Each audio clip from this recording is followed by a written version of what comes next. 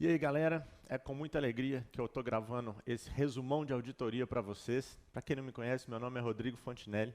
Eu já gravei um resumão em 2014, né? O vídeo foi muito acessado, mais de 50 mil views, e eu resolvi gravar esse agora, já no estúdio do 3D Concurso, que, como você sabe, é onde eu vou ficar agora exclusivo. Então, quem quer ter aula comigo, PDF, videoaula, resumão, qualquer coisa, pessoal, vocês vão me encontrar agora no 3D Concursos, beleza? Quem viu o outro resumo, pessoal, resumo de auditoria em 1 hora, sabe que aqui é para você dar uma revisada final para a prova, tá? Então, vai fazer um concurso que cai auditoria para a área fiscal, até mesmo para tribunais de contas que cai essa parte de auditoria independente e auditoria interna, deem uma olhada nisso antes que eu tenho certeza que vai ajudar vocês, tá? Para quem nunca viu, pessoal, e quer entender um pouquinho da dinâmica, eu também comecei a indicar. Às vezes a pessoa nunca ouviu falar em auditoria, né, quer saber mais ou menos o que seria. Também dá uma olhada, perde, entre aspas, 1 horinha aqui para entender melhor a dinâmica de uma auditoria, desde o planejamento até o relatório de auditoria. Beleza? Pessoal, então vamos, a gente sabe, quem já viu, né, aquele outro resumo meu e quem já teve aula comigo, sabe que aqui o ritmo é intenso, então vamos lá. Olha só o que a gente vai, aqui nesse slide, pessoal, é mais uma apresentação para quem não me conhece, tá? Não vou ficar falando aí do meu currículo, depois vocês deem uma olhada. Vamos ao que interessa já, ó. Começando com origem e evolução da auditoria independente, pessoal. Matéria que cai muito pouco, tá? O que vocês têm que lembrar? As empresas familiares, lá no século XIX, pessoal, precisavam expandir o seu capital. Tá? Por quê? Porque elas publicavam as demonstrações contábeis, mas aqueles números eram elas mesmas que faziam. Então tinha que vir um terceiro para dar mais credibilidade para aqueles números. Aí surge, né, com essa necessidade dessa credibilidade maior, surgem as primeiras firmas de auditoria independente, que vão justamente opinar sobre as demonstrações contábeis. Beleza? Então, pessoal, em relação à origem, à evolução, a gente tem que lembrar que a auditoria independente dá mais credibilidade aos números que a própria empresa apresenta, tá? Para os usuários da informação contábil. Quem são esses usuários? Os stakeholders que a gente chama, beleza? Acionista, investidor, empregado, fisco, etc. Tá? Em relação à evolução da auditoria, no Brasil, pessoal, a maioria dos autores entende que foi com a chegada das filiais de empresas estrangeiras que esse mercado essas firmas de auditoria passaram a se desenvolver, surgiram aqui no país, tá? E com a evolução do mercado de capitais, também há uma necessidade, né, das empresas com capital aberto terem uma auditoria independente. Isso também ajudou nessa evolução aqui no país, beleza? Em relação a esse primeiro tema, pessoal, cai muito pouco e é isso que vocês têm que saber. Em relação a normas, aquela introdução ali de normas, pessoal, a gente tem uma vigência desde o dia 1º de 2010, vigência das novas normas, as chamadas NBC PAs, P de pato, e TAs, T de tatu, beleza? Normas profissionais de auditoria independente e normas técnicas de auditoria independente. Ah, essas normas são obrigatórias, o uso delas é obrigatório, pessoal? Sim, a adoção é obrigatória e, se não, isso vai ser considerado uma infração disciplinar por parte ali daquele auditor, tá? O que é mais importante nesse iniciozinho, pessoal, nessa conceituação? Isso aqui. Objetivo do auditor independente, aumentar o grau de confiança, tem a ver com aquela credibilidade que a gente falou ali no comecinho, tá? Nas demonstrações contábeis. Como é que o auditor consegue fazer isso, pessoal? Por meio do relatório de auditoria, por meio da sua opinião, beleza? Sobre se aquelas demonstrações contábeis, elas foram elaboradas naquilo que é relevante, o auditor trabalha com aquilo que é relevante, em conformidade com a estrutura de relatório financeiro aplicável. Quem teve aula comigo sabe, isso aqui eu chamo de regra do jogo, beleza? É aquilo que a empresa tinha que apresentar, o auditor vai ver se realmente ela apresentou, da forma como apresentou e com a fidedignidade dos números que ela deveria apresentar, beleza? Bom, NBCTA é a estrutura conceitual, pessoal. Essa NBCTA, ela tem sido mais cobrada ultimamente, tá? O que a gente tem que lembrar, pessoal? Que o auditor independente, ele pode fazer tanto trabalhos de asseguração como outros tipos de trabalho.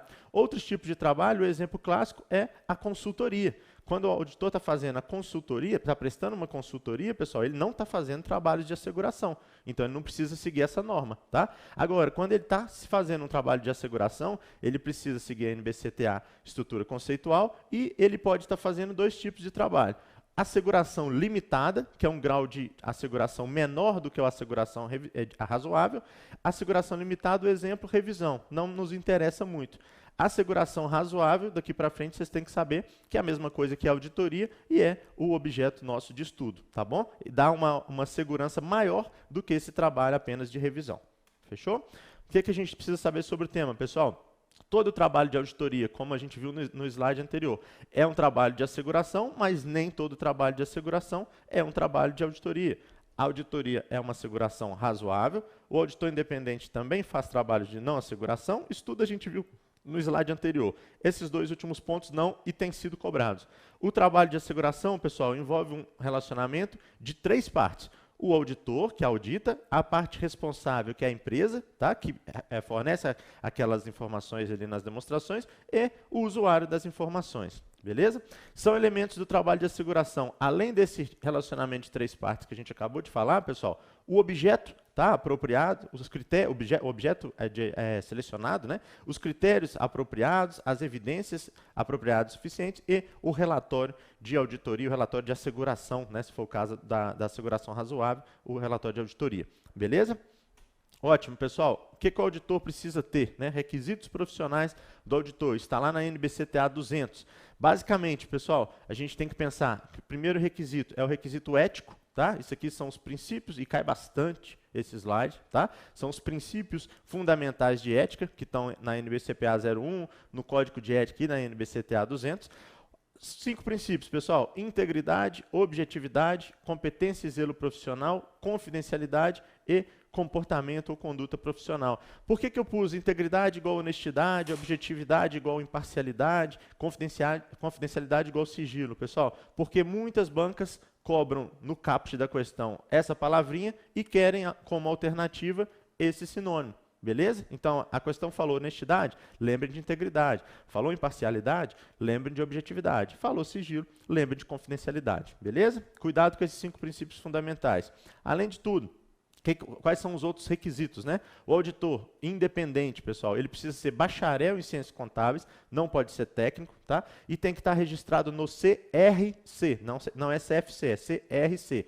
Se for auditor de companhia aberta, além disso tudo, ele precisa ter um registro lá na CVM, tá? Além dos princípios éticos que a gente acabou de falar, pessoal, são requisitos do profissional auditor independente. O ceticismo, o julgamento profissional, a obtenção de uma evidência de auditoria apropriada e suficiente e conduzir a auditoria de acordo com as normas. Os 5 princípios a gente acabou de falar no slide anterior e a gente tem que lembrar que o auditor nunca, pessoal, consegue reduzir o risco de auditoria a 0, porque há limitações no trabalho desse auditor, principalmente porque ele trabalha por amostragem, tá bom? Independência, pessoal, será que o auditor tem que ser independente? Com certeza. E se ele identificar alguma ameaça ali, aquele seu trabalho, ameaça à sua independência, que ele tem que ter essa independência necessária? Ele avalia a importância dessas ameaças, tá? E aplica salvaguardas. A norma traz isso exatamente dessa forma. Aplica salvaguardas quando necessário para eliminar essas ameaças ou, pelo menos, reduzi-las a um nível aceitável. Beleza? Por quê? Porque ele tem que ter a independência para fazer aquele seu trabalho, tá? O que ainda é importante sobre o tema?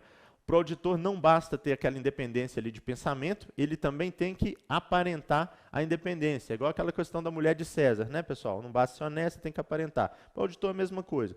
Independência, pessoal, é a capacidade que o auditor tem de julgar e atuar com integridade e objetividade. Lembrem que a gente falou de objetividade, que é igual imparcialidade? Exatamente isso, tá? Ele tem que ser imparcial no seu julgamento. Nem para mais, nem para menos, beleza? Tem que ser neutro, imparcial. Categorias que podem gerar ameaça à independência, pessoal: interesse próprio, autorrevisão, defesa de interesse do cliente, familiaridade e intimidação. Tudo isso a gente explica lá na nossa aula, tá? Mas cuidado com esses 5 tipos aí, essas 5 possibilidades, as 5 ameaças à independência. Uma outra coisa que está na norma, na NBCPA 290, que é a norma de independência, pessoal. Apesar de existirem algumas exceções, regra, pessoal, o auditor ele pode ficar até 5 anos numa mesma empresa, tá? O sócio encarregado do trabalho, que é o auditor-chefe ali, né, daquela auditoria, ele pode ficar até no máximo 5 anos fazendo a auditoria e depois ele tem que ficar 2 anos afastado para depois sim poder voltar àquela auditoria. Isso justamente para não influenciar a sua independência, beleza? Não ficar muito próximo ali demais daquela entidade auditada. Auditoria interna, pessoal, as bancas adoram, né? Auditoria interna a gente tem que lembrar o seguinte, ó, auditoria interna, controles internos e auditoria externa, pessoal, são tudo camadas de controle, tá? Os controles internos são de responsabilidade da própria empresa, a auditoria interna, que é uma espécie de controle interno, de controles internos, mas não é sinônimo, tá bom? A auditoria interna avalia esses controles internos e está lá dentro da empresa, tá? Seria uma segunda camada de controle, vamos dizer assim, e a gente tem auditor externo, auditor independente, como uma terceira camada, aquela pessoa que está fora da empresa, tá? É um terceiro prestando serviço para a empresa. Beleza? Aqui as principais diferenças entre a auditoria interna e a auditoria externa, tá? Basicamente, pessoal, um é prestador de serviço, o outro é um funcionário da empresa. O auditor externo, o foco dele são as demonstrações financeiras, o auditor interno está preocupado com a operação da empresa, embora também possa fazer trabalhos na área contábil.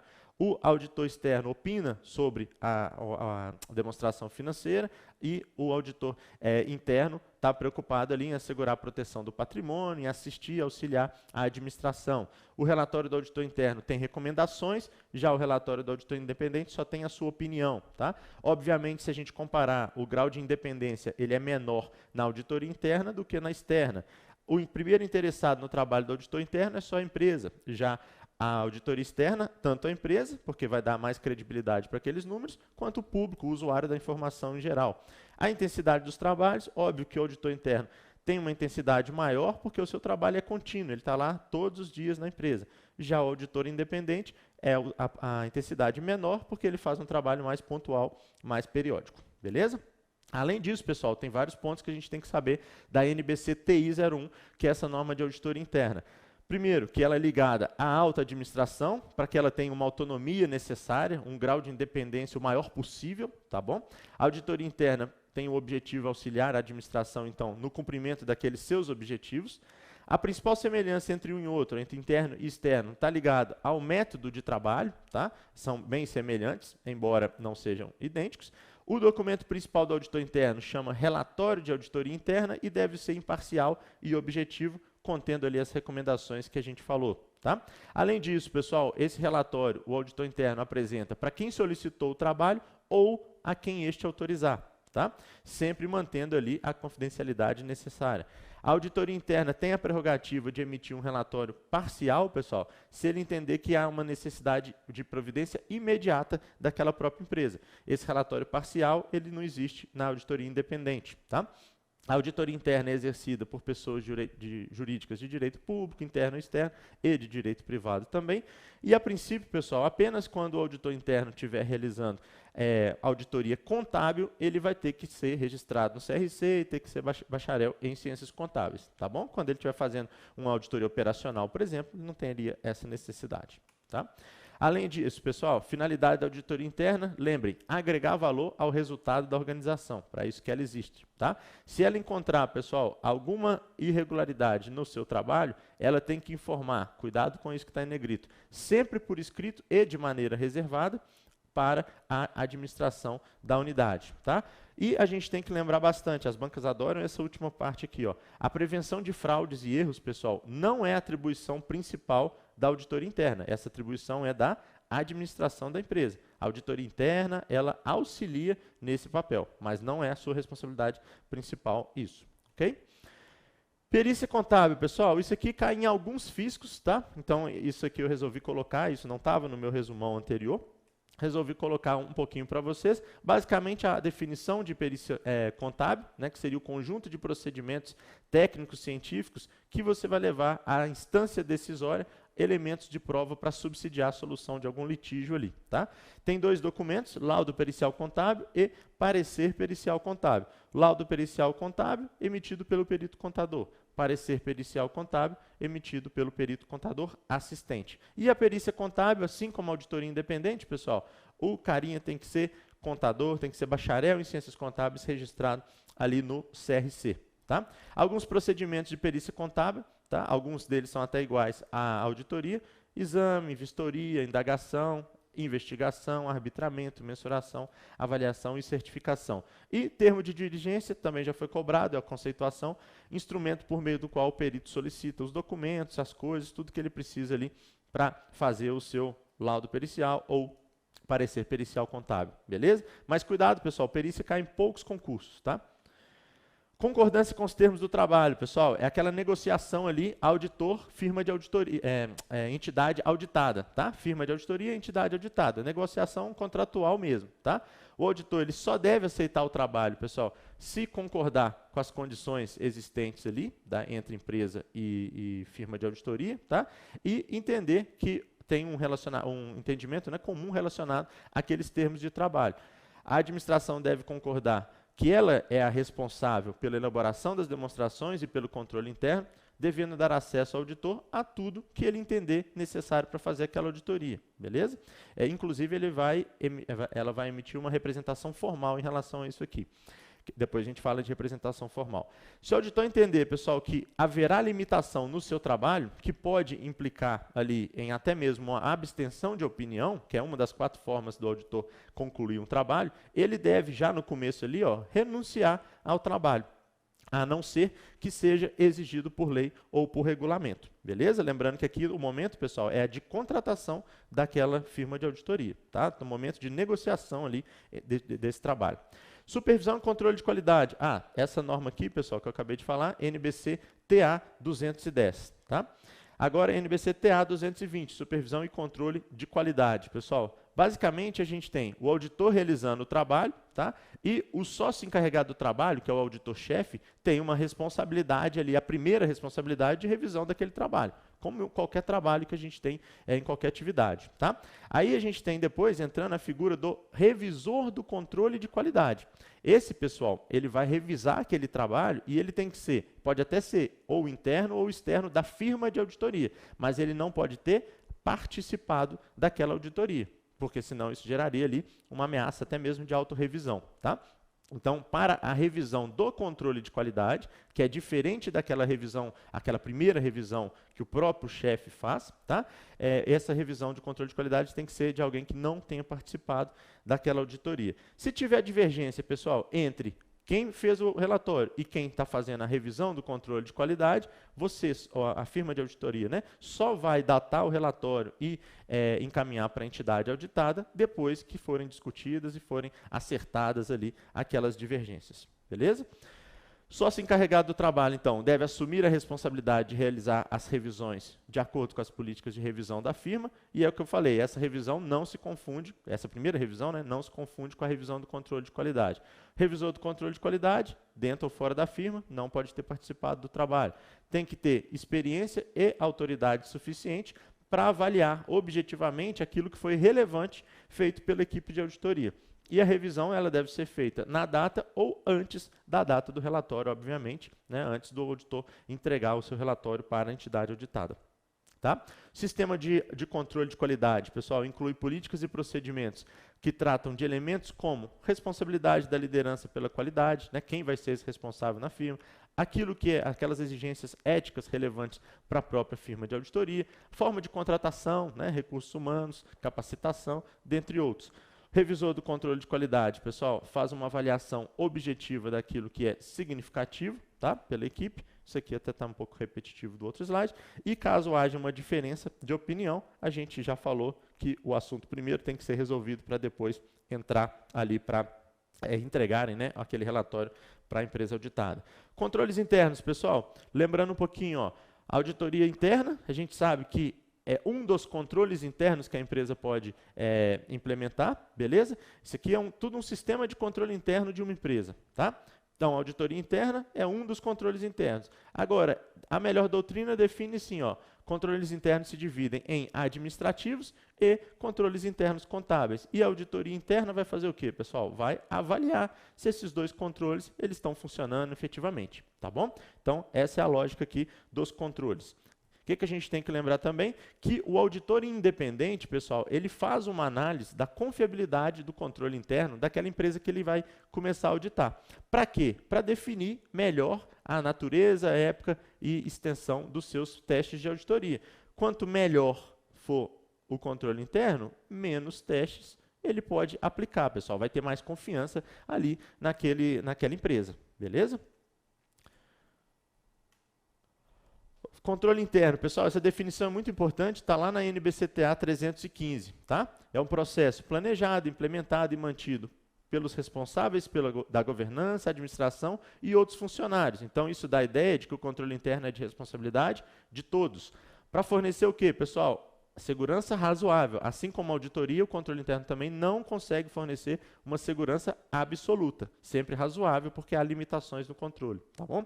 Quanto à realização daqueles objetivos da entidade, no que se refere a 3 pontos: confiabilidade dos relatórios, efetividade e eficiência daquelas operações da entidade e o compliance ali com leis e regulamentos, tá? Alguns princípios de controle interno: atribuição de responsabilidade, segregação de função, relação custo-benefício, limitação de acesso ativo, etc. Desses aqui, pessoal, o que mais cai? Segregação de funções. Toda vez que a questão der a ideia de conflito de interesses, pessoal, a gente tem que lembrar desse princípio de segregação de função, tá? Que quer dizer o seguinte: a mesma pessoa ou o mesmo departamento não pode ficar com 2 ou mais atividades que sejam conflitantes, tá bom? O auditor deve obter um entendimento de controle interno que seja relevante para aquela auditoria, como a gente falou ali, tá? Para depois definir melhor os seus testes, e nenhum controle é infalível, né? A gente tem ali os limitadores do controle interno, dentre eles conluio, negligência de funcionários, eventos externos. Quem já teve aula comigo sabe que em eventos externos eu sempre cito o exemplo das torres gêmeas, tá bom? Quem quiser saber mais, tem lá na minha aula. Tá? Mas só gravar aí, pessoal, controles externos também é limitador de controle, eventos externos, desculpem, também são limitadores de controle interno. Segundo a melhor doutrina, a gente divide, como eu falei no exemplo, no slide, na figura lá, ó, entre controles internos contábeis e controles internos administrativos. Quanto ao momento, a gente divide entre preventivos, que é aquele controle antes para evitar, né, que alguma inconformidade aconteça, e aqueles detectivos, que é para, como o nome já diz, detectar alguma ocorrência, tá bom? Componentes do controle interno, pessoal, isso aqui, ó, lembrar do COSO, tá? Às vezes não vem explícito no edital COSO, mas cobra componentes de controle interno. Então a gente tem que lembrar dos 5: ambiente de controle, avaliação de risco, atividades de controle, informação e comunicação e o monitoramento. E as 3 categorias, né, do próprio cubo do COSO lá, ó, operacional, a conformidade, o compliance e o relatório fidedigno. Beleza? Comunicação de deficiências de controle interno, pessoal, NBCTA 265, tá? As deficiências significativas encontradas pelo auditor, pessoal, a gente tem que saber o seguinte: que elas devem ser comunicadas por escrito aos responsáveis pela governança. Pessoal, a ESAF já chamou essa comunicação de carta, tá? Lá numa prova da Receita Federal, inclusive. Mas a norma só diz que tem que ser por escrito, beleza? E essa comunicação, pessoal, cuidado, ela não se confunde com o relatório. Não é junto com o relatório de auditoria independente. As bancas adoram falar que é, tá bom? É uma comunicação à parte ali, se o auditor encontrar uma deficiência significativa de controle interno, que pode existir em 2 situações, pessoal. Quando existe sim o controle, mas ele não está bom, ele não consegue prevenir, detectar ali uma distorção, ou nem existe, né? Falta um controle necessário ali para aquela empresa conseguir atingir os seus objetivos, beleza? Então, em relação à comunicação de deficiência, é isso mesmo, porque cai muito pouco. Fraudes, erros e a responsabilidade do auditor, pessoal, NBCTA 240. Basicamente, a gente não pode errar isso nunca na prova. Erro, um ato não intencional. Fraude, um ato intencional. A questão deu a entender, pessoal, que foi uma aplicação incorreta da norma contábil, que é o que as bancas mais gostam, pessoal. Isso é erro, tá? Isso não é fraude. As distorções das demonstrações, elas podem se originar de fraude e erro. O auditor, pessoal, não está preocupado em caracterizar se aquilo foi fraude ou se aquilo foi erro. Ele está preocupado se existe distorções nas demonstrações, tá bom? Tem 2 tipos de distorções intencionais, aí é o que a gente chama de fraude, tá? Que são ali que o auditor tem que prestar atenção. Aquelas decorrentes de informação contábil fraudulenta, né? O balanço ali está fraudado, aquelas informações estão fraudadas, ou uma apropriação indébita, indevida de ativos, né? Um furto mesmo ali de algum ativo. Combinado? Principal responsabilidade pela prevenção e detecção de fraude é dos responsáveis pela governança, pessoal. Como eu falei, não é do auditor independente, não é do auditor interno, tá? É do responsável pela governança e da sua administração. Tem 3 fatores ali, ou melhor, fatores de risco de fraude, né? São classificados com base em 3 condições, né, que geralmente vão estar presentes ali quando há alguma fraude. Ou um incentivo, ou uma pressão, né, para perpetrar aquela fraude, ou uma oportunidade, né, os controles são muito falhos, eu consigo fraudar aqui tranquilo, ou uma capacidade de racionalizar aquela ação fraudulenta, tá bom? Se tem fraude, um desses três ou mais, né, vão estar presentes ali. Um desses três, ou os três, né, vão estar presentes. Em relação à comunicação do auditor com os responsáveis pela governança, pessoal, agora cuidado, essa comunicação é sobre fraude e erro. Ela, segundo a norma, diz que pode ser tanto verbal ou por escrito. Aquela comunicação que a gente acabou de falar, de deficiência significativa de controle interno, pessoal, só por escrito, tá? Essa aqui, verbal ou por escrito. Quem que vai avaliar isso, pessoal? O auditor. Ele mesmo vai avaliar, olha, essa fraude aqui que eu encontrei, ela é grave, eu tenho que comunicar por escrito. Não, isso aqui é só um detalhe, posso comunicar verbalmente, beleza? Riscos de auditoria, pessoal, as bancas adoram também, tá? Vamos lá, a gente tem uma relação inversa entre o risco de detecção e o risco de distorção relevante, tá? Então, quanto maior for o risco de distorção relevante que existe ali para o auditor naquela auditoria, tá? Menor é o risco de detecção a ser aceito por ele, tá bom? Isso quer dizer o quê? Que ele vai aplicar mais testes, tá bom? E tem uma outra relação também, ó, uma relação inversa entre relevância e risco de auditoria. A ISAF já cobrou isso numa prova da Receita, tá bom?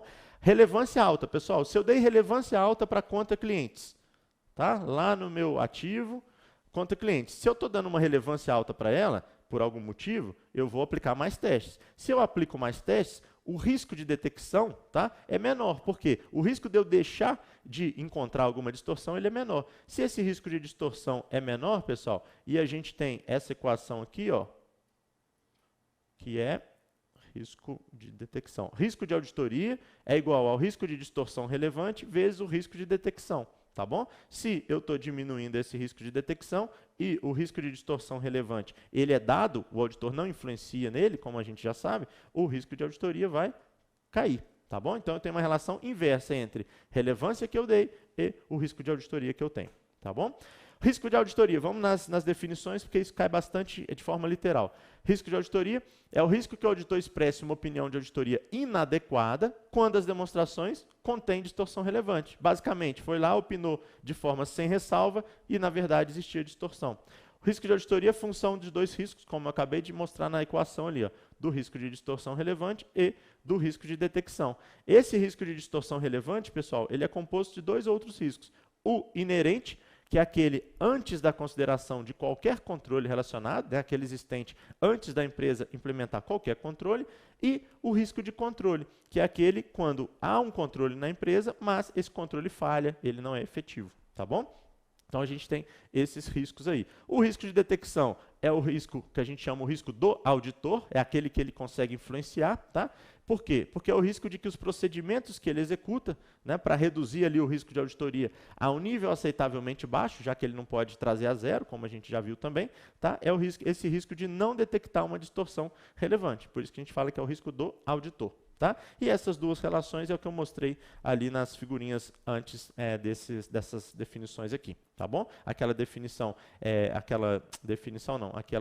risco inverso, né, aquela relação inversa entre risco de distorção relevante e o risco de detecção a ser aceito, e a relação inversa entre relevância e risco de auditoria. Beleza? Documentação de auditoria, pessoal, NBCTA 230, famoso papel de trabalho ou papéis de trabalho, tá?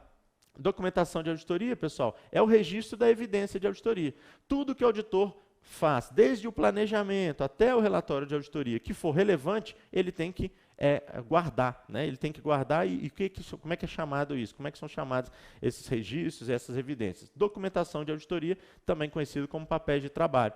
Onde que isso fica, pessoal? No chamado arquivo de auditoria. O que a gente tem que saber? Papel de trabalho, arquivo de auditoria pode ser tanto em forma eletrônica como ainda em forma física, né, em meio físico, tá bom? A documentação de auditoria, pessoal, o papel de trabalho, fornece a evidência da base do auditor para concluir se ele cumpriu o objetivo global ali naquela auditoria, que é o quê? Né, a fazer os testes e opinar sobre as demonstrações contábeis, e também vai te dar a ideia de conformidade com as normas. Né? Se alguém quiser revisar o trabalho do auditor, pega os papéis de trabalho e vê se ele seguiu tudo que a norma diz que ele deveria seguir. Beleza? Explicações verbais, pessoal, elas servem, né, para o trabalho do auditor? Sim, mas elas não representam uma documentação adequada. É o que a gente fala, que o auditor ele tem que corroborar aquelas explicações que ele recebeu verbal com alguma evidência física ali, tá? Alguma evidência por escrito, etc.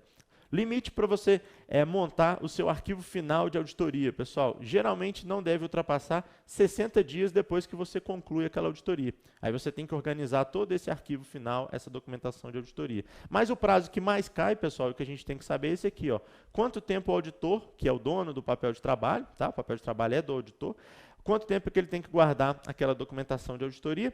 Geralmente, esse prazo não deve ser inferior a 5 anos. Contado de quando, pessoal? Contado da data daquele seu relatório. Beleza? Cuidado aí com isso. Duas classificações que estão na doutrina, não estão na NBCTA 230, mas caem bastante. Papel de trabalho pode ser corrente ou permanente. Basicamente, pessoal, corrente, aquele papel de trabalho, ele deve ser útil apenas para aquele exercício, né, para aquela auditoria. E o permanente, ele deve ser útil para mais de um período, tá bom? Em relação à norma de auditoria interna, os papéis de trabalho constituem documentos e registros, fatos, etc., etc., para dar suporte à opinião do auditor interno, crítica, sugestão e recomendação. Basicamente a mesma lógica da auditoria independente. Trouxe aqui só porque a banca pode cobrar essa parte lá da NBCTI 01, que é a norma de auditoria interna. Beleza? Planejamento de auditoria, pessoal, NBCTA 300. Vamos lá, só relembrando o fluxo de auditoria, a gente tem, começando com o planejamento, que é essa norma que a gente vai falar agora, NBCTA 300. Depois o auditor aplica os testes de auditoria, que a gente vai falar mais à frente, para concluir ali, finalmente, com o seu relatório de auditoria. Então, basicamente, pessoal, essa é a lógica de uma auditoria. Agora, vamos falar um pouquinho do planejamento, que é quando o auditor faz aquela avaliação inicial dos riscos, tá bom? Planejamento, então, é a primeira fase, pessoal, mas ela é flexível, tá bom? Então, ela não se encerra ali. Começou o trabalho de auditoria, o auditor não vai encerrar uma fase de planejamento. Esse planejamento, pessoal, ele vai sendo revisado ao longo de toda a auditoria. Por isso que a gente fala, tudo bem, é a primeira fase, mas ele não é flexível, ou melhor, ele é flexível, né? Ele pode ser modificado e ele não se encerra ali só naquela fase, naquela primeira fase. O que é um escopo, pessoal? Escopo também não está na norma, mas está na doutrina, tá? É a profundidade, a amplitude daquele trabalho ali que se vai realizar, tá bom? E vai ser definido em quanto tempo o auditor tem, né? Quanto de recurso humano que ele pode utilizar, materiais disponíveis, financeiros, etc. Tá bom? Na NBCTA 300, pessoal, a gente tem dois grandes documentos, tá? Isso vocês têm que tomar cuidado. Tem um documento Estratégia Global e um documento Plano de Auditoria. O Estratégia Global é um documento que a gente tem que pensar que ele é mais macro, tá? E o Plano de Auditoria, ele já vai focando mais naquela auditoria, mais específico, tá bom?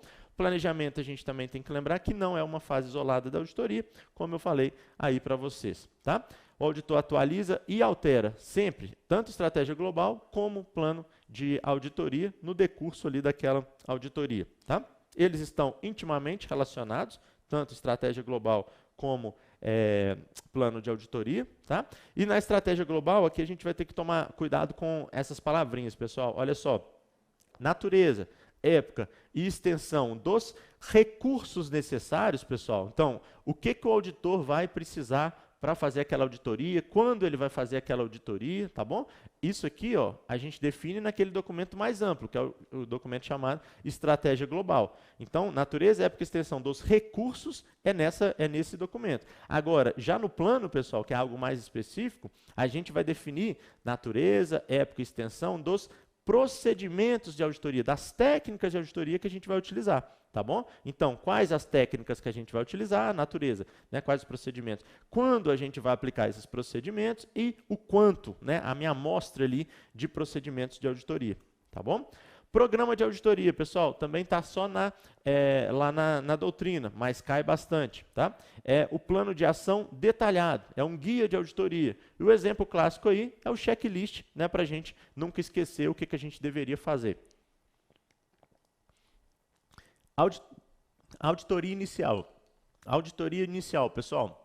Além de tudo que a gente falou em relação ao planejamento, se aquela auditoria for a primeira, pessoal, a ser realizada na empresa, ou for a primeira que aquela firma de auditoria está realizando na empresa, essa firma de auditoria tem que ter algumas preocupações além de tudo que a gente falou. Tem que preocupar, por exemplo, com o saldo inicial das demonstrações, já que não foi ela que fez, né, a auditoria no ano anterior. E, se possível, pessoal, e se autorizado pela empresa auditada, ter acesso aos papéis de trabalho do auditor que fez aquele trabalho anteriormente. Obviamente, se tiver tido algum auditor, tá? Então, se puder, ele pega os papéis de trabalho do auditor antecessor para dar uma olhada, para conhecer melhor aquela empresa que ele vai começar o trabalho, tá? Programas de trabalho é uma nomenclatura mais ali para a auditoria interna, pessoal, tá? Deve ser estruturado de forma a servir como guia, como meio de controle na execução do trabalho e também, ó, sempre revisado e atualizado, tá? É a lógica aí do planejamento. Materialidade e relevância, pessoal. Basicamente, a materialidade a gente tem que lembrar que ela é definida por meio do julgamento profissional do auditor, tá? Então, pessoal, ele tem que traçar ali algum valor, tá? Ele tem que definir isso lá no planejamento, lá na estratégia global, tem que definir algum valor por meio do qual ele vai entender o seguinte, ó, acima desse valor, se tiver uma distorção, eu vou considerar essa distorção relevante. Então, vamos supor aqui que ele pega, ó, 1% do meu ativo, então, acima de R$1.000, nesse nosso exemplo apenas para fins didáticos, pessoal, acima de R$1.000, tá? Se tiver uma distorção, eu vou entender que essa distorção é relevante e vou dar, por exemplo, uma opinião com ressalva, tá? Pessoal, tem muito mais que explicar em materialidade, mas lembrando que isso aqui é só uma revisão, tá bom? Então, só para vocês lembrarem, é que materialidade ela é definida pelo auditor, isso não tem uma regrinha básica, então, para cada auditoria vai ser uma definição de materialidade e parte do julgamento profissional do auditor. Materialidade se refere a um valor financeiro, tá? Como a gente já deu até o exemplo aqui no slide anterior.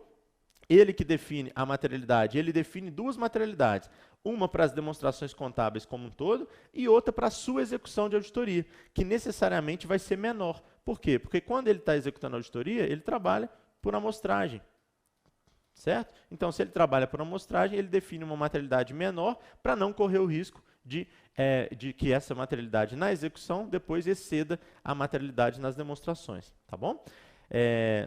A materialidade da execução, como eu falei, é fixada para reduzir a um nível adequadamente baixo a probabilidade que essas distorções não influenciem, né, nas demonstrações contábeis como um todo. Basicamente, isso é o que eu acabei de falar. Já falei isso também, é definida lá naquele documento mais amplo, chamado Estratégia Global, tá?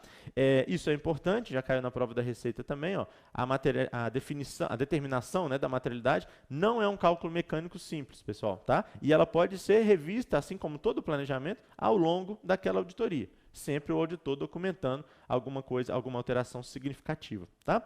E aqui, basicamente, a definição de relevância. Ó, uma distorção ou omissão será considerada relevante quando for razoavelmente esperado que possa, seja individualmente ou em conjunto, influenciar as decisões econômicas daqueles usuários que tomam, né, por base as demonstrações contábeis. Se o auditor entende que aquilo vai influenciar, poderia, né, influenciar, que aquela distorção ou omissão poderia influenciar esse stakeholder ali da informação, ele vai entender aquilo como uma distorção ou omissão relevante, tá bom?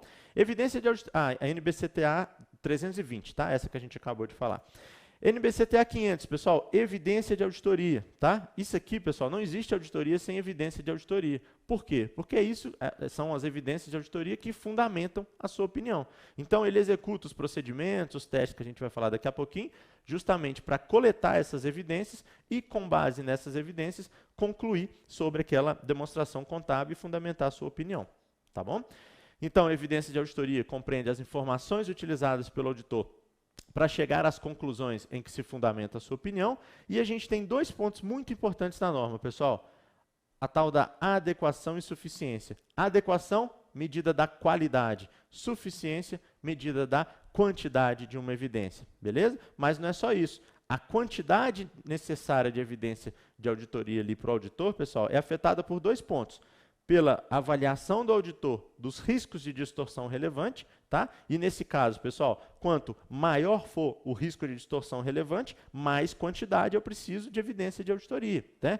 Para ter ali uma segurança maior. Então, tem uma relação direta. Mas também, o que influencia a quantidade? A qualidade da evidência de auditoria. Cuidado para não confundir essa qualidade com essa medida aqui da qualidade, tá? A qualidade da evidência de auditoria, pessoal, vai influenciar a quantidade, por quê? Quanto melhor for a evidência, né? Então, quanto mais qualidade, menor pode ser a quantidade. Aí aqui a gente tem uma relação inversa, beleza? Evidência de auditoria, pessoal.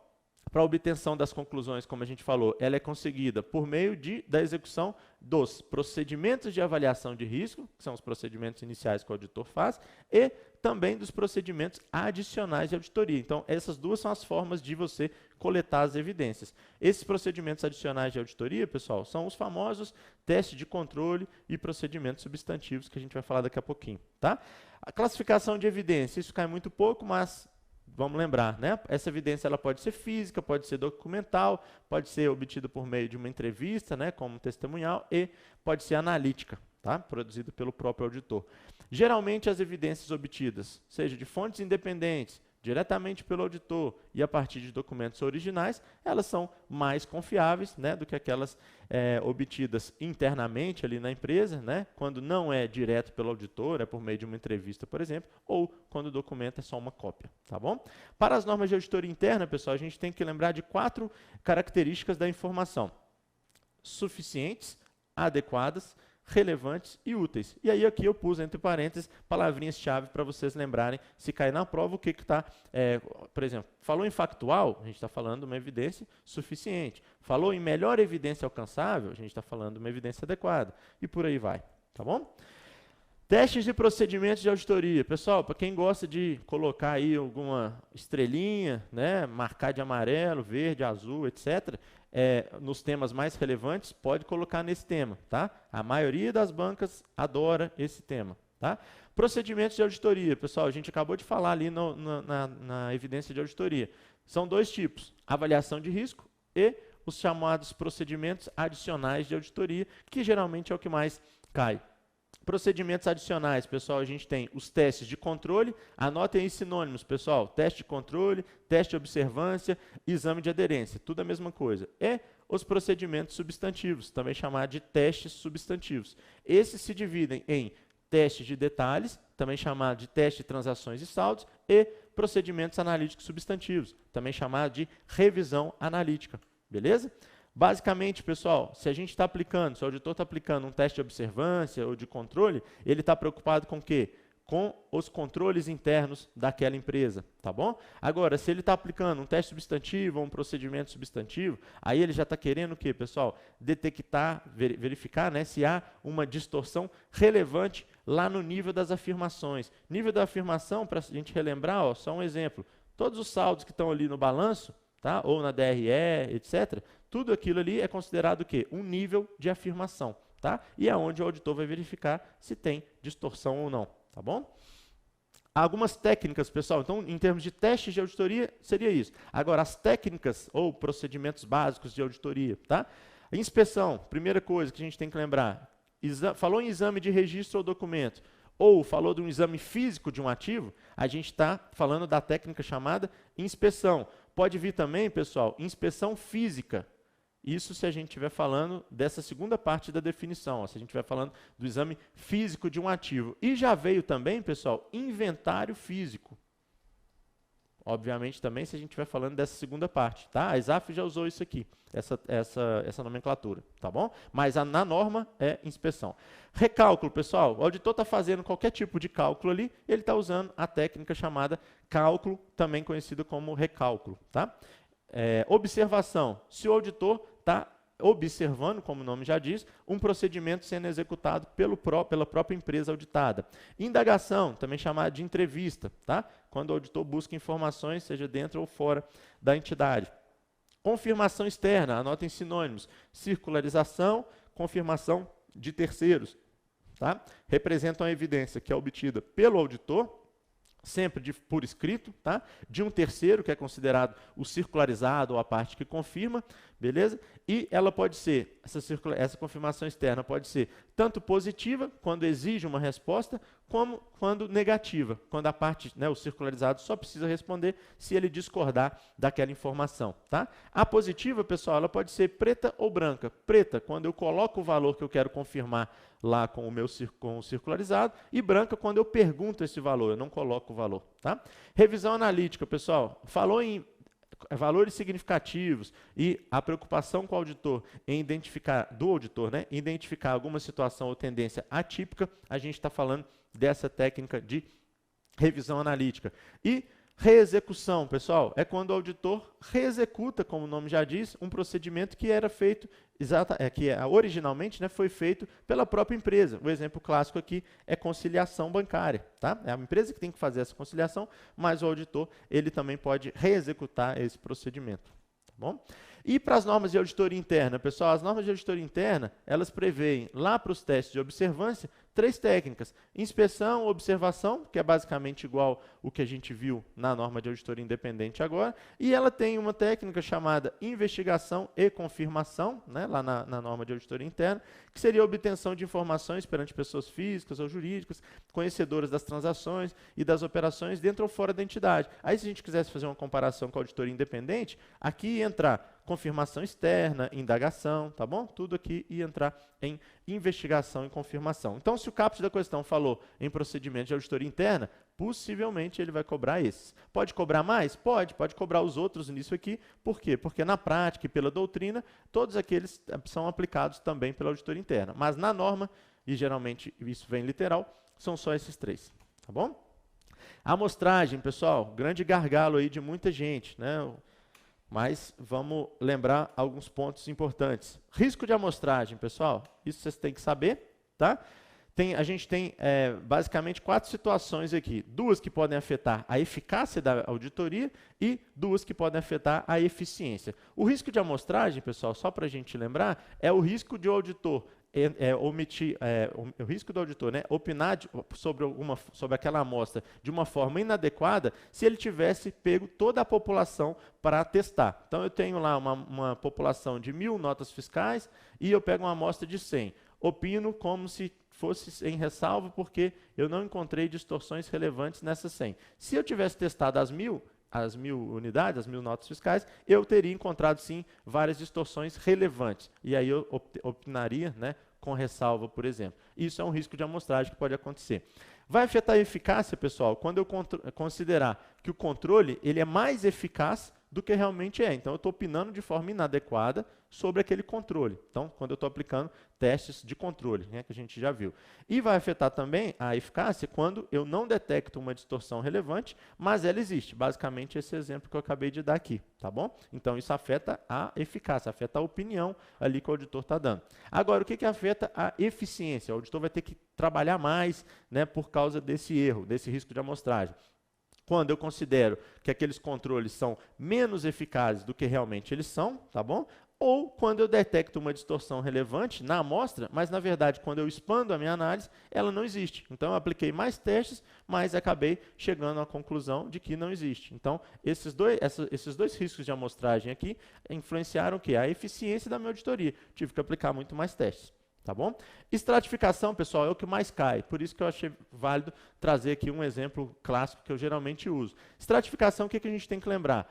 O auditor parte de uma população heterogênea, tá bom? Que é essa população inicial, e divide essa população em subpopulações também chamadas de estratos. Tá? Dentro desses estratos, pessoal, a gente tem o quê? Características mais semelhantes se a gente comparasse com aquela população lá inicial. Tá bom? Aí sim, a partir de cada extrato, ele vai pegar, colher, né, uma amostra, tá? E depois vai falar sobre cada extrato. Beleza? Depois, se ele quiser falar sobre a população, ele faz o quê? Ele combina os resultados desses 3 extratos para falar sobre a população. Tá bom? Claro que isso aqui merecia uma explicação muito melhor, né? A gente explica com muito mais calma na aula, mas aqui é só uma revisão para vocês lembrarem. Tá? A gente tem, então, pessoal, a amostragem estatística. É aquela que utiliza uma seleção aleatória dos itens e um uso de teoria das probabilidades, tá bom? A amostragem não estatística é aquela que a gente chama de casual ou ao acaso, que a gente vai ver daqui a pouquinho, que ela é determinada pelo próprio auditor, pela experiência que ele tem. A auditoria, pessoal, a gente pode usar tanto a amostragem estatística quanto não estatística, tá bom? Representatividade é fundamental para aquela amostra, tá? E vai depender da forma como eu seleciono e também do tamanho. Risco de amostragem eu já expliquei, aqui está só a definição da norma, tá? Mas existe também o risco não resultante de amostragem, que é o risco que o auditor chega a uma conclusão errônea por qualquer outra razão que não seja, obviamente, pelo risco de amostragem. Anomalia, desvio ou distorção que não vai ser representativo para aquela população. Unidade de amostragem é todo item individual que constitui uma população. Estratificação, eu já expliquei. O objetivo da estratificação, isso é importante, ó, reduzir a variabilidade dos itens, como a gente viu em cada extrato, e, portanto, permitir que o tamanho da amostra seja reduzido sem aumentar o meu risco de amostragem. Para que o auditor utiliza estratificação? Essa resposta aqui, tá? Para mantendo o mesmo risco de amostragem, eu posso reduzir o tamanho da minha amostra. Na estratificação, pessoal, os resultados daqueles procedimentos, eles só podem ser projetados para cada extrato, obviamente, que é a nova ali subpopulação, tá? E tem algumas situações que a gente não recomenda a amostragem. Quando a população é muito pequena, né? Quando as características da população são de fácil mensuração e quando há uma necessidade de alta precisão. Nesses casos, pessoal, posso fazer o censo, tá? Que todos vocês sabem o que é também. Tá? Ao planejar e determinar a amostra da auditoria, o auditor considera alguns aspectos. Isso aqui está na doutrina e ainda é cobrado. Tá? Objetivos da auditoria, população, necessidade de estratificação, tamanho da amostra, risco de amostragem e os erros tolerável e esperado. Tem algumas situações de relação, né, inversa e direta aqui. Tá? Quanto menor o risco que o auditor está disposto a aceitar, maior deve ser o tamanho da amostra que ele vai testar. Quanto menor a taxa tolerável, a taxa que ele tolera de desvio, né, naquela auditoria, maior também vai ter que ser a amostra. Tá? Quanto mais alta for a taxa esperada, aquilo que ele espera de desvio, de encontrar desvio naquela amostra, maior tem que ser o tamanho da amostra também. Tá? Quanto menor for a distorção tolerável, maior tem que ser tolerável, aquela aceita, né, pelo auditor, maior vai ter que ser o tamanho da amostra. E quanto mais alta for a avaliação que ele fez do risco de distorção relevante, maior também vai ter que ser o tamanho dessa amostra. Quanto mais o auditor confia nos procedimentos substantivos, pessoal, que ele está aplicando, menor pode ser o tamanho da amostra. E, por fim, a gente tem os 5 métodos, né, de seleção da amostra, que estão lá na NBCTA 530, que trata de amostragem. A gente tem a seleção aleatória, sistemática, unidade monetária, ao acaso ou casual, que é aquela não estatística, que é aquela do auditor, e por bloco. Tá bom? Estimativas contábeis, pessoal, NBCTA 540, bem pequenininha a norma e bem pontual. É a aproximação, estimativa, né? A aproximação de um valor monetário. Já que eu não consigo definir, né, precisar ali aquele valor, eu faço uma estimativa. Tá? O que o auditor tem que preocupar? Com a tendenciosidade da administração. Ela não pode ser tendenciosa, ela tem que ser neutra quando vai estimar, por exemplo, uma provisão. Tá bom?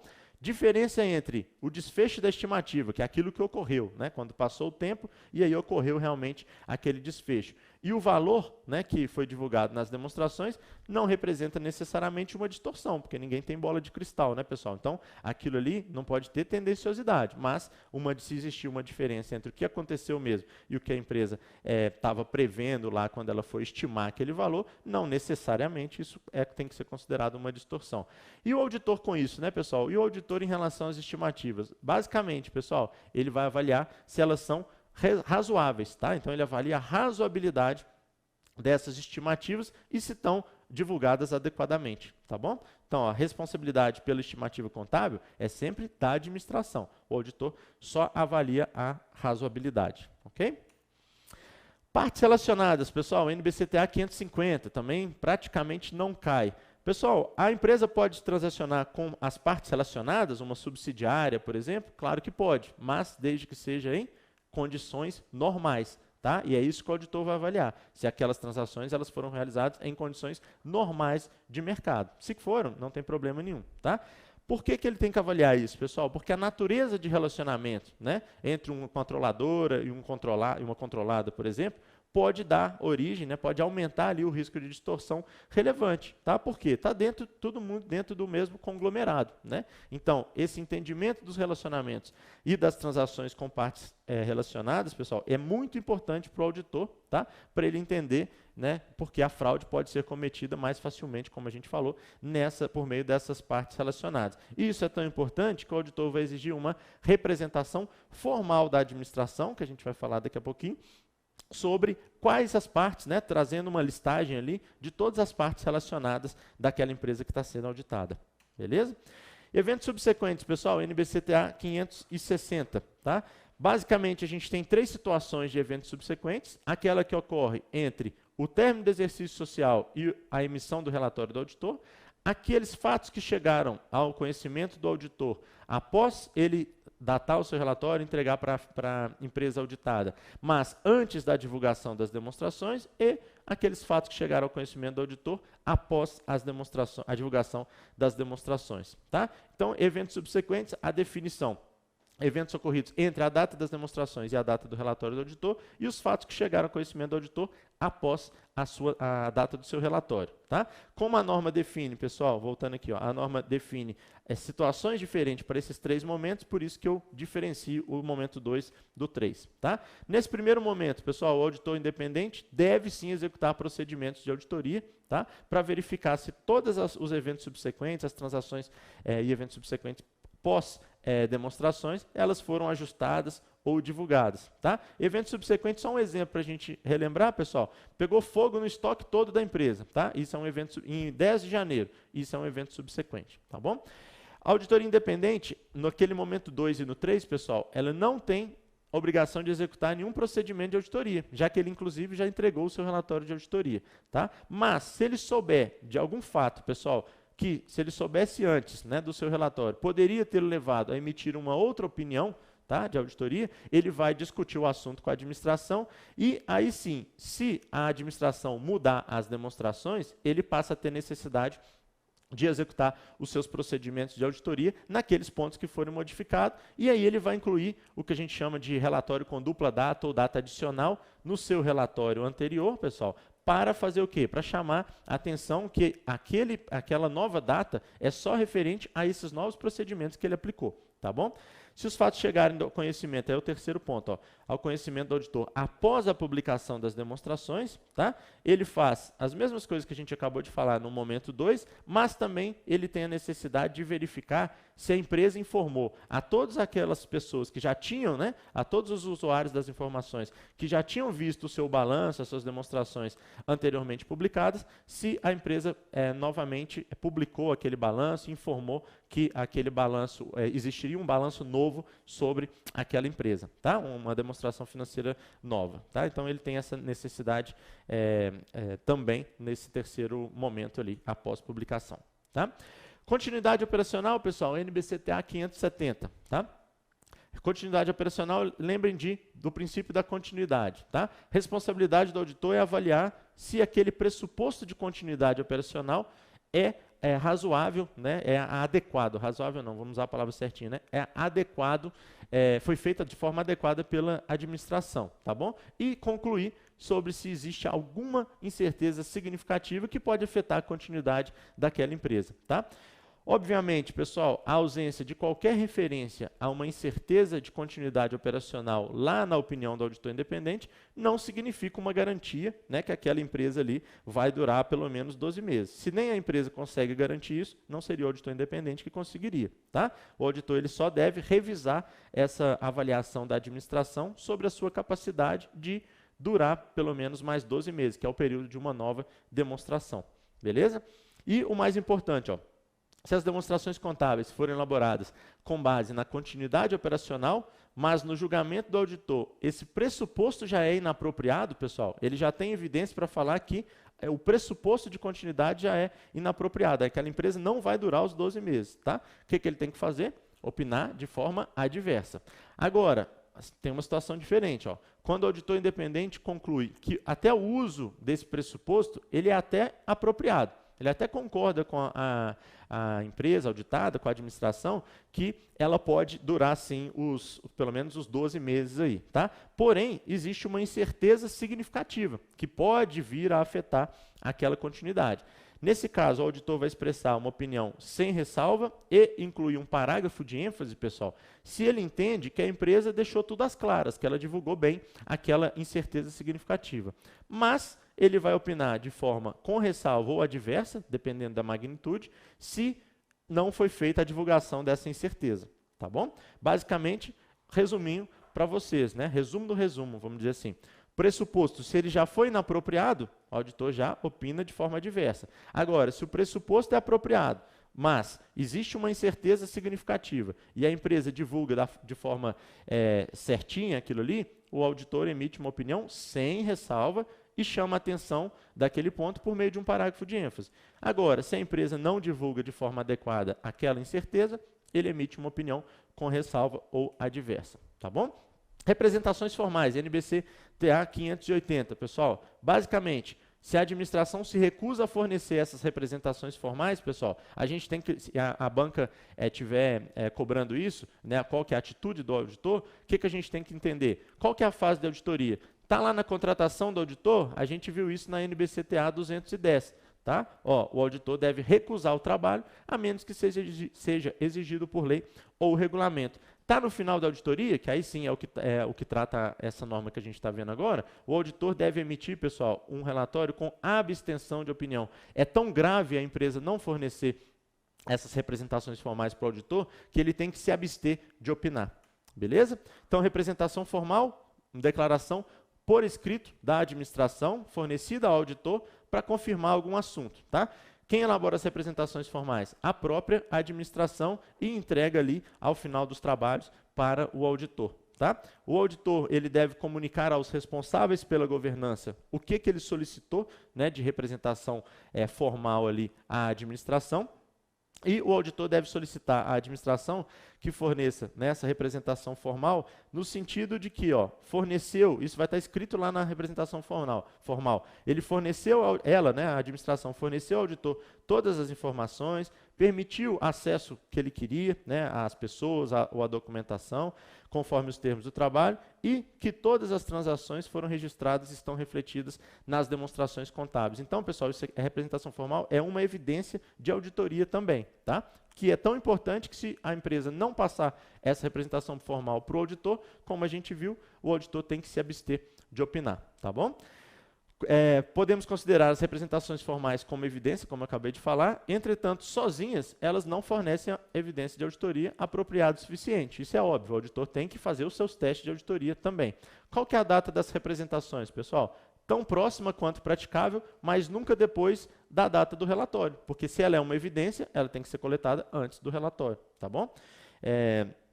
E essa última parte, se o auditor concluir que as representações formais elas não são confiáveis, ele deve considerar esse efeito na opinião do seu relatório de auditoria. Tá? A não apresentação, a gente já falou, gera uma abstenção de opinião, e o auditor pode considerar necessário solicitar outras representações formais, né, para suplementar algum assunto, tá, que não faz parte da representação formal principal. Beleza? Contingência, pessoal, cai muito pouco em auditoria, mas às vezes está. Isso aqui é muito mais contabilidade do que auditoria. Lembrando apenas definições, né, de passivo contingente e ativo contingente. Tá? Isso aqui eu vou deixar para vocês mesmo darem uma lida, porque o que é importante para a auditoria, né, aí sim são esses dois slides aqui.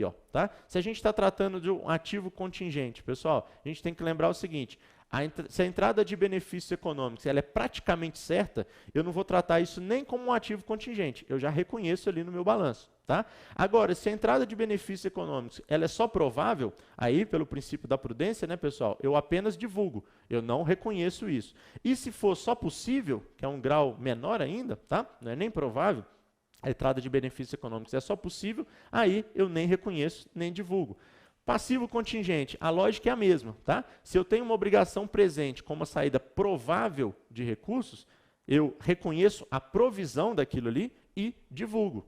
Beleza? Pelo princípio da prudência também. Agora, se a saída ela é só possível, pessoal, já não é mais provável, eu não preciso reconhecer, mas eu preciso divulgar. Agora, se a possibilidade é remota de saída de recursos, aí eu não preciso nem reconhecer, nem divulgar. Com esses dois slides, pessoal, vocês acertam pelo menos 50% das questões de contingência quando cai em auditoria. Tá bom? Penúltimo tema, utilização do trabalho de outros profissionais, que é uma prerrogativa do auditor. Tá? O auditor independente ele pode utilizar tanto um trabalho de outro auditor independente, pontual, como um trabalho de auditor interna ou como um trabalho de especialista também. Então, pode ser útil ao auditor independente, envolver outros auditores, né, na auditoria das demonstrações, mas, lembrando, a responsabilidade é sempre do auditor, né, que foi contratado pela empresa auditada. Se esse auditor vai usar um outro auditor independente para ajudá-lo, é um problema dele, tá? A responsabilidade é dele. O auditor independente também pode usar o trabalho da auditoria interna, mas também os próprios auditores internos, tá? Desde que ele faça uma avaliação ali e supervisione e revise o trabalho daquele auditor interno, tá bom? Por quê? Porque a responsabilidade final, pessoal, independentemente se ele utilizou um trabalho de um especialista, de outro auditor independente ou de um auditor interno, a responsabilidade sempre é dele, tá bom? Outros pontos, né? O auditor independente avalia a posição, quando ele está usando o trabalho de auditoria interna, pessoal, ele avalia a posição hierárquica dessa auditoria, para ver se ela tem a autonomia necessária, tá? Se é competente e se usa uma abordagem sistemática e disciplinada, que é uma abordagem de auditoria, tá? O auditor independente executa procedimentos de auditoria nesses trabalhos do auditor interno, até mesmo para confiar mais, tá? E antes de utilizar os auditores internos, pessoal, ele tem que, obviamente, pegar uma concordância formal da entidade auditada. O auditor interno é um funcionário da empresa que ele está auditando, né? Então, ele tem que ter uma concordância formal para poder utilizar esse auditor interno, tá? E, obviamente, também uma concordância do próprio auditor interno de que ele vai manter a confidencialidade, tá? O auditor é o único responsável, bom, isso eu já falei, né, sobre mesmo utilizando o trabalho de especialista ou de auditor interno. Se o auditor concluir que o trabalho do especialista é adequado para fins de auditoria, pessoal, o auditor pode aceitar aquelas constatações e que isso vira o quê? Uma evidência de auditoria, tá? O especialista, ele pode ser interno da mesma firma de auditoria, tá? E também pode ser até um carinha externo. O auditor não pode fazer referência ao trabalho do especialista, pessoal, se ele for emitir uma opinião sem ressalva, tá? Se ele for modificar a sua opinião, que é o quê? Emitir uma opinião com ressalva, adversa ou abstenção de opinião, ele pode até fazer referência ao trabalho do especialista, né, se isso tivesse sido acordado com esse especialista, mas sempre indicando que a responsabilidade é dele, auditor independente. Tá bom? Finalmente, pessoal, relatório de auditoria, né, NBCTA 700, 705, 706 são as mais importantes. Tá? Aí eu fiz esse esqueminha aqui para vocês. Ó. Olha só, o auditor conseguiu obter uma evidência de auditoria, pessoal? Não, não conseguiu. Se existirem distorções relevantes, elas podem ser generalizadas? Não. Então, eu emito o quê? Uma opinião com ressalvas. Ah, sim, se existirem distorções relevantes, elas podem ser generalizadas?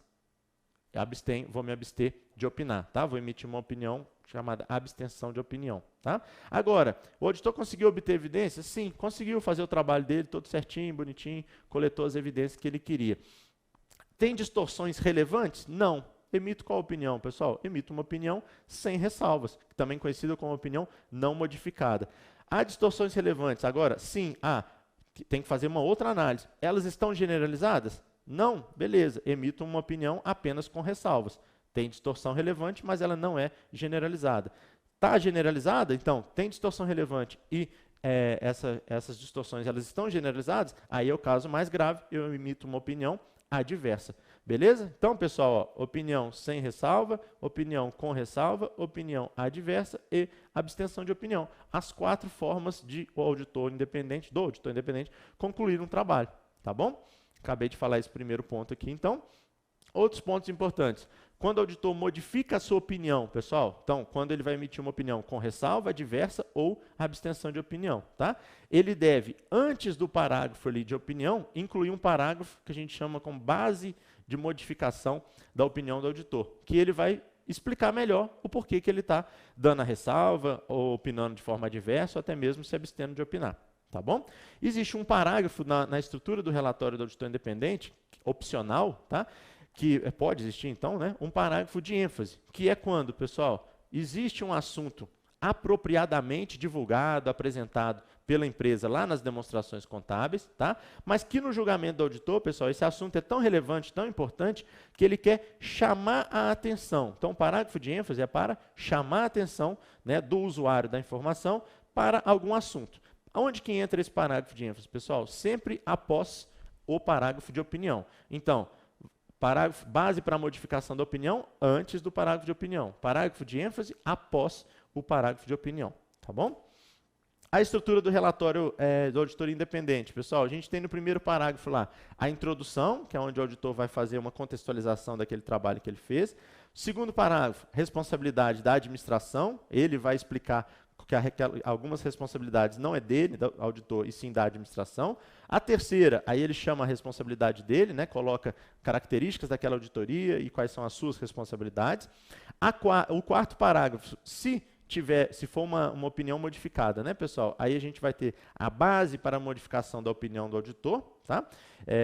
O quinto parágrafo, a opinião, a própria opinião mesmo do auditor, né, aquilo que interessa mesmo. O sexto parágrafo, parágrafo de ênfase, também a critério do auditor. E o sétimo parágrafo, parágrafo de outros assuntos, também a critério do auditor, tá? O relatório do auditor independente, pessoal, não pode ter data anterior à data que ele obteve evidência de auditoria apropriada e suficiente para fundamentar ali aquela sua opinião. Pessoal, aqui tem meus contatos, né, para quem quiser me achar, ó, minha página no Facebook, meu e-mail lá no Gmail, né, o meu Instagram, meu Periscope, onde eu dou dicas de auditoria, resolvo questões, e o meu canal do YouTube, que é onde vai estar esse vídeo, beleza? Pessoal, finalmente, né, deve ter dado mais ou menos aí 1 hora essa revisão de auditoria independente. Como eu falei no começo, né, pessoal, o ritmo é intenso, falando bem rápido mesmo, porque isso é uma revisão, tá? Então, quem teve dúvida, quem teve dificuldade em lembrar algum assunto, voltem lá na aula, né? Lá tem uma explicação, obviamente, com muito mais calma, tá? Quem quiser o PDF, pessoal, até o site está no ar, né? Até o site www.3dconcurso.com.br estiver no ar, pode mandar um e-mail para mim, que eu mando o PDF desses 110, mais ou menos, slides que a gente viu aqui, tá? Depois que o site estiver no ar, pessoal, aí só pelo site, tá? E vocês vão conseguir baixar lá pelo site, beleza? Bom, pessoal, obrigado então pela paciência. Espero que tenham gostado aí do resumão de auditoria. Não deixem de assistir, né, uns dias antes da prova ali. Tenho certeza que vocês vão conseguir acertar várias questões só com esse resumão. Beleza? A gente se vê numa próxima oportunidade e acessem lá 3D Concurso. Até mais.